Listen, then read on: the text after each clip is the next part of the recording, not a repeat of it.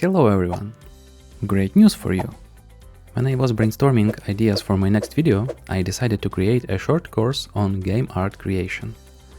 So in this first video, I'll discuss what to consider before starting work on game art, and we'll go through all that stages of creating a simple icon, just for example coin. And in the end of the video, you will see how to use this coin in game UI.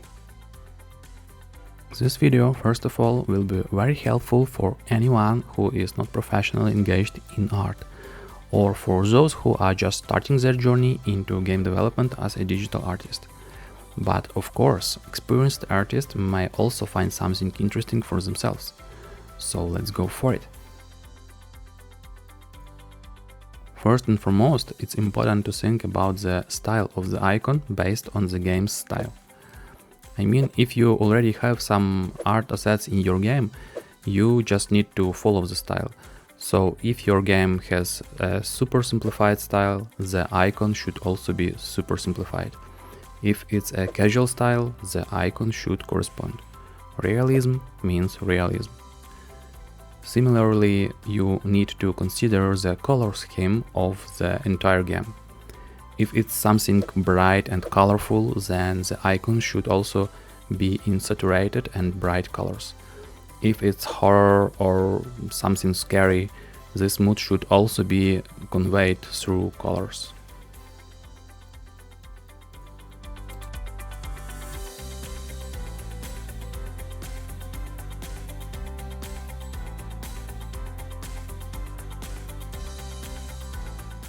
In mobile games, I've defined three most popular types of icons for myself.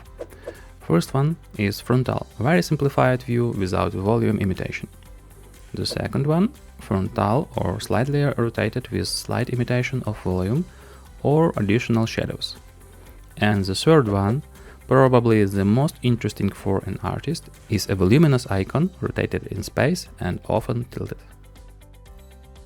In this example, you can see that our icon is rotated away from the center of the scene. It's best if it faces towards the numbers or towards the center of the game scene. Of course, all these icons should be more detailed. Here I've only showed them schematically. Typically, the more complex the icon, the more artistic details it contains. For example, in the second option, it may be enough to add some symbols. But in the third one, it's worth complicating it with different gradients and sense of volume and so on. I consider the third option the most interesting, and to be honest, not such difficult if you know how to do it. Today I'll show you how to do just that. Before starting work on the actual art, it's necessary to determine the size of the icon you need to draw. How can you find out this? It's quite simple. You need to know where it will be used at its maximum size and draw it not smaller than that. At the beginning of work, artists don't think about this and want to start drawing right away. And sometimes this can have negative consequences. For example, the coin turns out to be too small, and when you need to place it on a Celebrate screen in very large size after stretching, it loses its quality. I determine the size of the icon in this way. I orient myself on one of the latest devices on the mobile phone market. For example, now it's iPhone 15 Pro. I'm going to the website where these phones are sold and find the screen resolution in the characteristics, which is 2796 by 1290 pixels in our case. Then I create a mockup with our icon.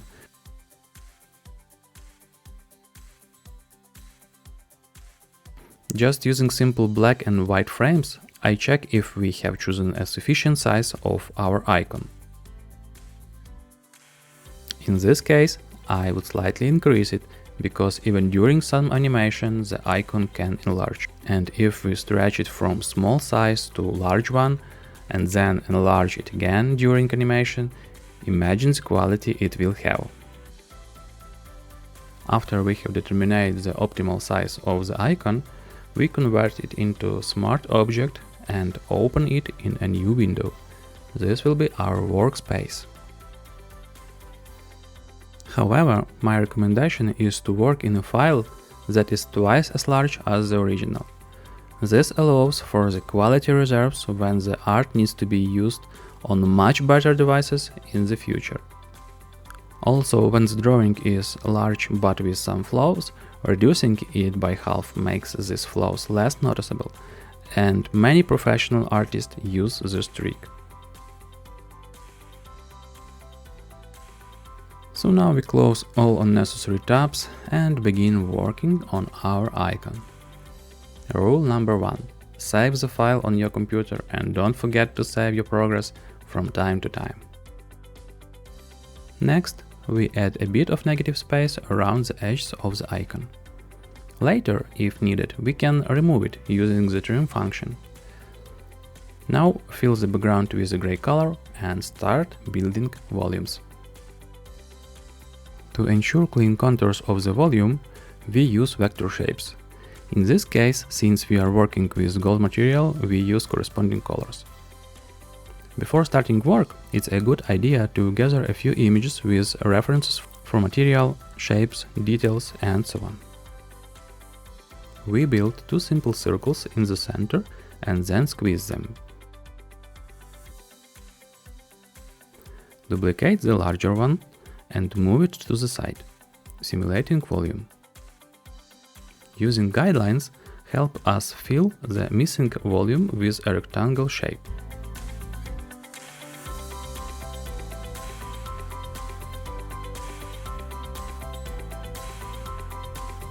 Now simulate a similar volume inside the icon using the clipping mask function.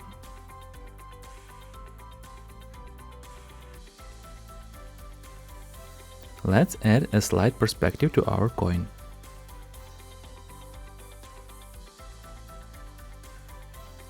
The basic shape is ready.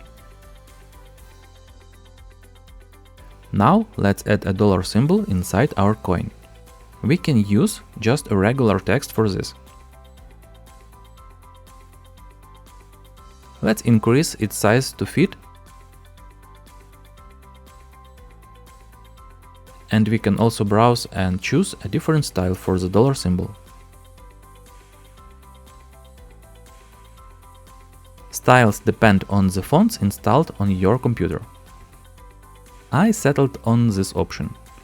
It looks quite round and will support the shape of our coin. To be able to deform the text for perspective, we need to convert the text to a shape. After this, we can add perspective deformation. We simulate the volume of the symbol and add missing details.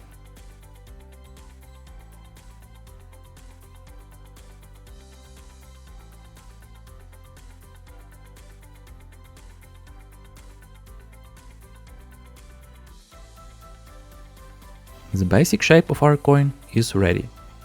Now let's group our shapes into one folder. Then we can go two ways. We can just add a clipping mask to each shape, but I find this method inconvenient, so I use shapes to create layer fills and then paint on locked pixels. To speed up the work and avoid guessing the color, you can pick it directly from the reference added to the canvas. There is many ways to create smooth color transitions, but I just use a soft edge round brush. We select desired color from the reference or color palette and paint. Similarly, we do with other planes where needed and dividing them among themselves. By the way, if you would like me to create a more detailed guide on manipulating shapes or selecting objects, yeah, you can write it in the comments below and I'll definitely cover it in my next videos. But if briefly, we can just press Ctrl or Command and click the mouse on the layer preview for select the pixels of that layer.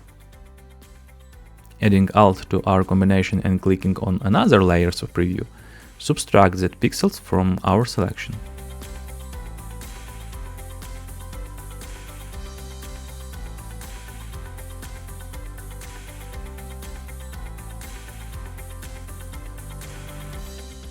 After we've created the layers draft for our planes, we lock the pixels on them and start painting colors. The extruded side part of our coin will be darker and with reddish gradient, just like the inner extruded parts.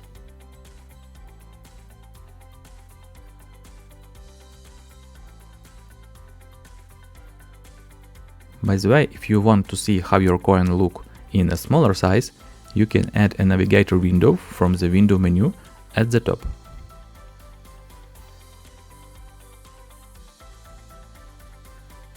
The central part may be slightly darker, but the front part of the dollar icon should be quite light. Now we need to separate different directions of the extruded parts planes by color. We can also separate them into different layers. After providing them with the base color, we lock the pixels and add color transitions to them.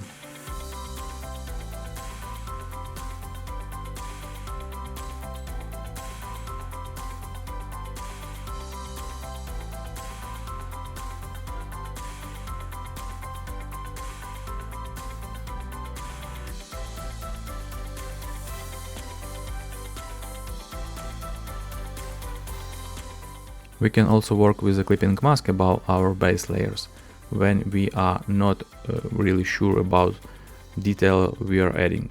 For example, if I want to create a highlight here, but I'm not sure if it will be work well, I create a clipping mask only with this element.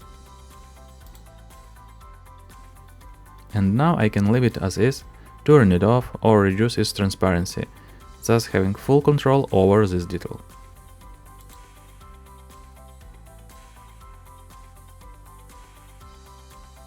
Don't forget to occasionally reduce the size of the view, to see how it will be perceived when small.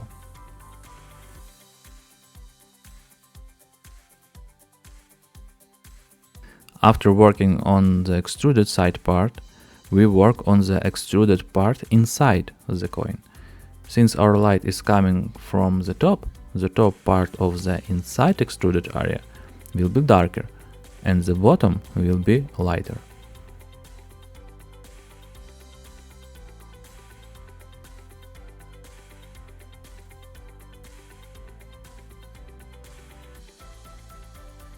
When we finish working on the light, now we can work on the shadows. We will have two shadows, a drop shadow and ambient occlusion.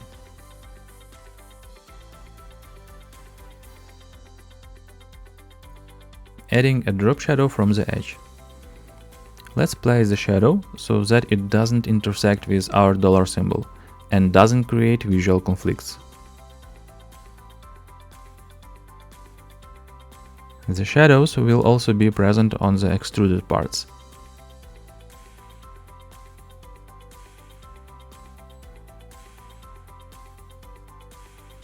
Let's blur our shadow using motion blur.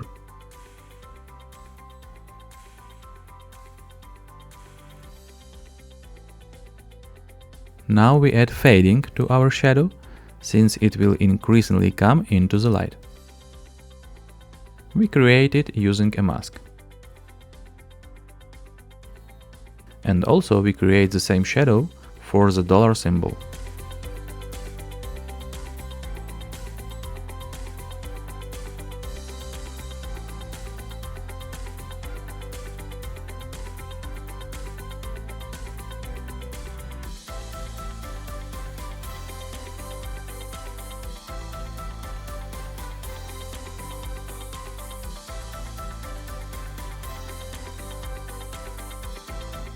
Now, using layer styles, specifically inner shadow, we create ambient occlusion for areas where additional volumes adjoin. To get the better result you need, we can play with sliders to understand how it works.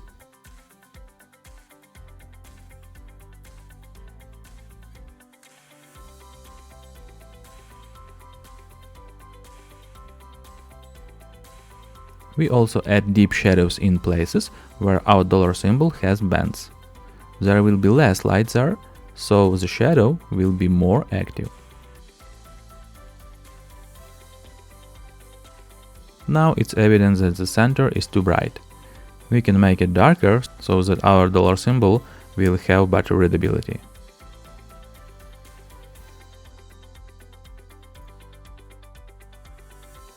Okay, now we can add additional highlights to the coin.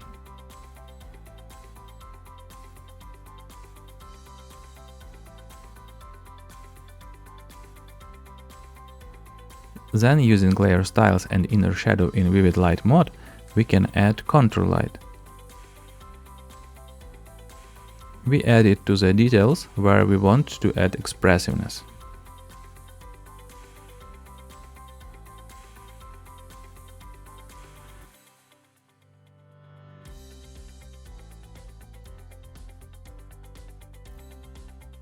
Also, using the selection tool, we create a white contour highlights in the internal extruded surfaces.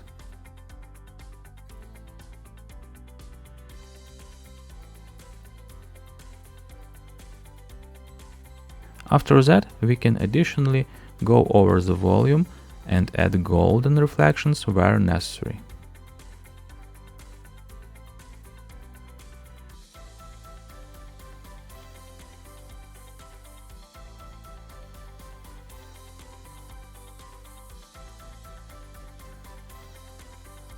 Now, to make the coin look like one unified element, we can easily go over its entire shape with a generalizing color.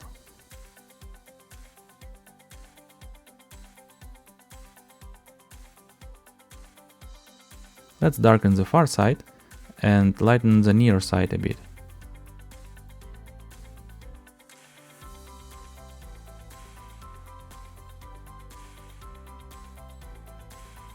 Also, we can enhance the nearest edge with additional highlight along the edge and light from the light source. It will add a special completeness to the drawing.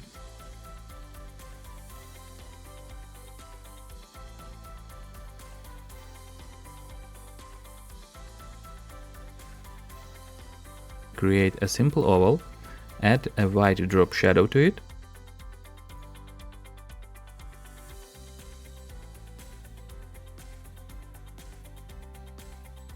adjust the shape as needed, and now everything looks great. We on the final step. We need to check how the coin will look on the mockup. Let's pack our icon into a smart object.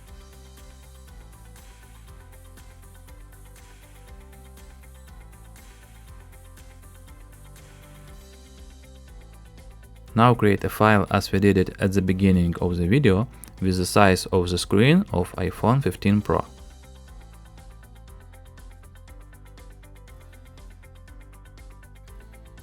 Using AI tool, we can generate some simple background like from our mobile game.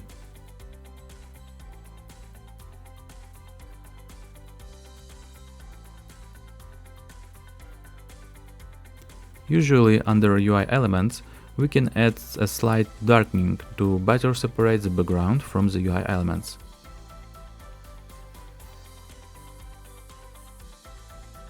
Now we can create a simple background for the contour of our coin and add a quantity.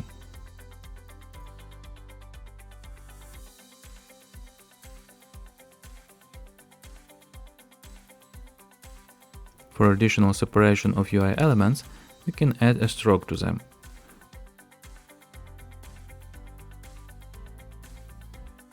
And to support the style of all elements, we can add the stroke to the contour background.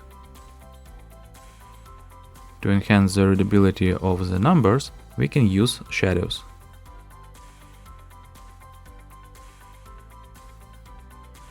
And now we get very cool coin contour. A big advantage of this way is if you see that improvements can be made to the coin itself, this smart object can be opened and the necessary changes can be made.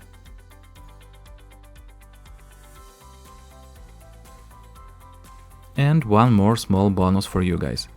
Let's see how the coin will look at the Celebrate screen. Let's quickly create one. Let's enlarge the coin icon and add a title, quantity and background hider.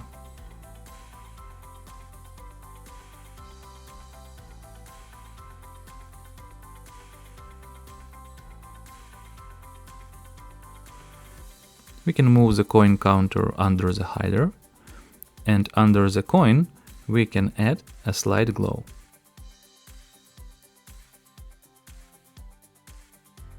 A few particles and stars will make our screen even more impressive.